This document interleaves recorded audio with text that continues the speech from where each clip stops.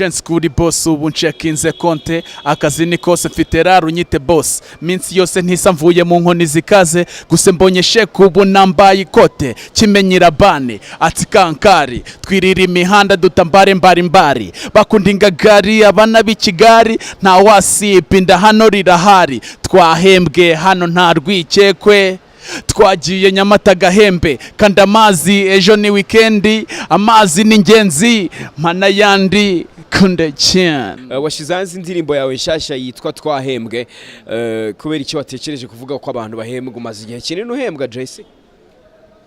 Ntabwo ari impamvu y'igihe cyanjye ni muri rusange. I mean kutabivuze kera kandi umaze igihe kinini uhembwa. Mane buri titre cyangwa buri bintu byose mvuze hamwe ngo ntabwo nabivuze kera nicyo gihe nyine. Mane mfite ibintu byinshi zavuga ku buryo ntabivugira rimwe.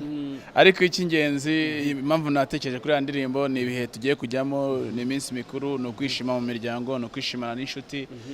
Si uguhembwa gusa kubona amafaranga y'umushahara ariko nyine birumvikana ko ibyishimo birahenda.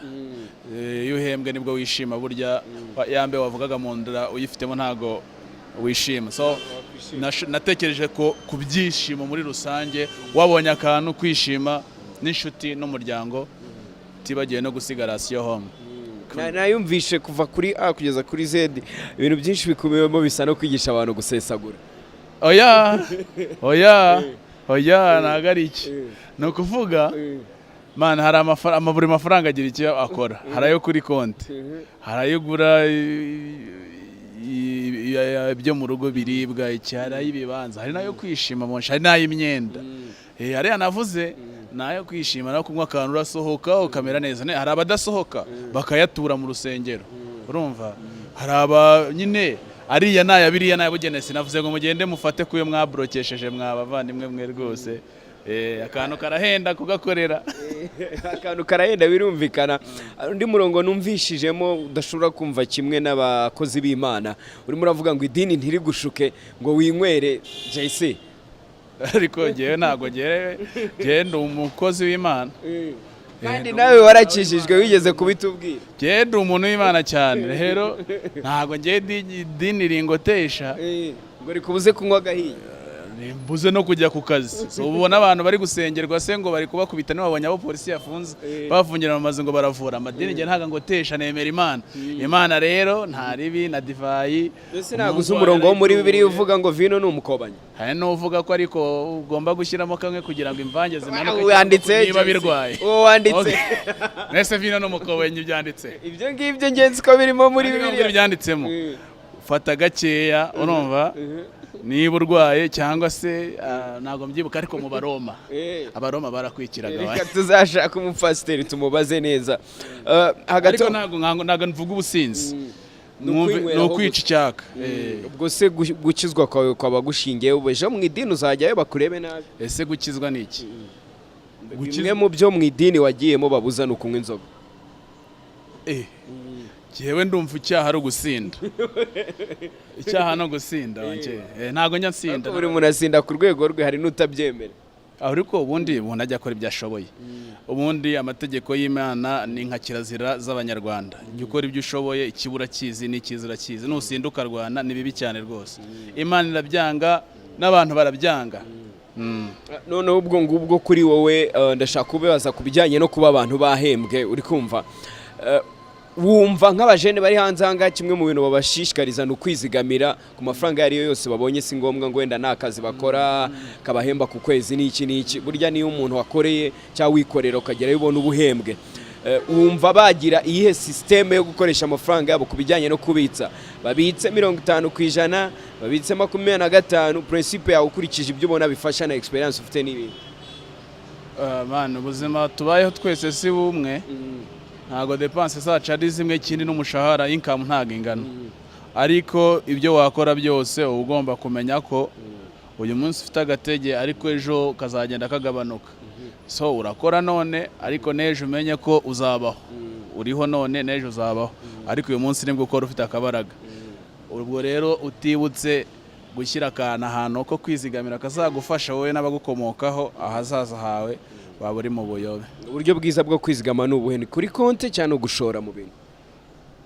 Ngewe numva ari ugushora mu bintu like imitungo yenda itimukana, ibibanza, amazu, ibindi bintu nk'ibyo ngibyo mbara, kuko ibyo bintu byiyongera umunsi ku munsi kandi ni nko gucuruza. Ni nko gucuruza, ni ubucuruzi. Iyo boro yawe biri kuzamuka, izamura igiciro wayiguze ntabwo ari cyo uzayicishiraho, kandi n'akamaro kagenda, n'agaciro kagenda kiyongera, nicyo nshaka kuvuga. Ariko kuri konte aratubaza tuzi ukayikubaganya wanje ibintu bikamera nabi. Gushora muri business ubanza uyitinya. Business hari abahanga bayo, oya nabyo ni sawa, ni sawa, ni nabwo amafaranga byimba cyane ukabibona, kandi icyo gihe ntubu nicaye, ariko kuba yishoboye kandi business yizweho neza, ntabwo ari vuga ko nyitinya, ariko business yizweho neza kandi kuba yishoboye, kandi ngiye nemera ko na business hazamo n'impano.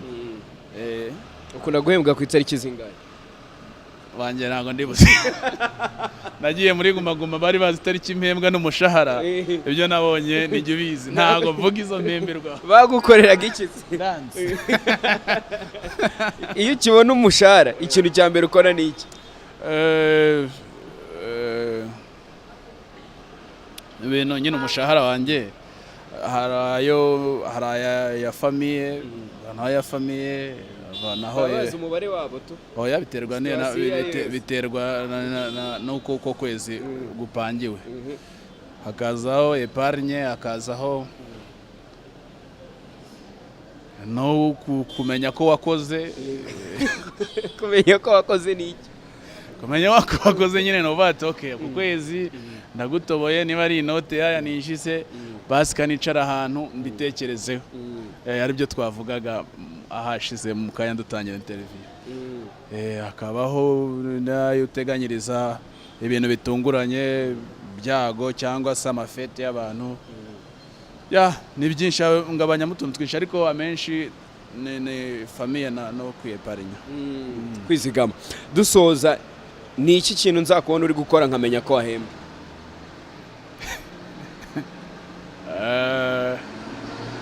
Umunsi uzambona ndi kumwe n'ishumi zanjye, ubona nyine akanyamuneza ari kose, nifashe neza muri bwa buryo navugaga, uzamenye ko rwose akamesaje maje gucekinga konti kahageze. Wishimiye umushahara uhabwa? Nta mushahara uba mwinshi, ariko si mugaye. Ntago ari mwinshi ku buryo navuga ngo naterera n'inyoni, ariko ndashima Imana. Umeze neza. Turimo turasoza rero, sinzi niba hari ikintu wabwira abafana bawe ukagaruka kuri iyi ndirimbo twahembwe yakozwe nande. Numvisha harimo ijwi rya Bluestone, ko ari we wahisemo gukorana nawe, and then nihe bashobora kuyibona kugeza kuri ubu ngubu, and when is the music video dropping? Indirimbo nayikoranye na Bluestone, ikorwa na Trackslayer. Video ni vuba cyane, Imana nimfasha mu cyumweru kimwe cyangwa bibiri. Cyo nasaba rero abakunzi banjye, abakunzi b'umuziki, no gukomeza kumfasha ko bashyiraho itafari, niko Jay C mba ngiyewe munini. Shaka ko mukomeza kumfasha ibihangano byanjye kubikunda, ibibi mukabigaya, ibyiza mukabisupporting. Namwe ndabasaba support nkuko musanzwe mubikora, Isango TV, Isango Radio, mwese uko musanzwe mubikora, mukomeze mumfashe. Kunda cyane.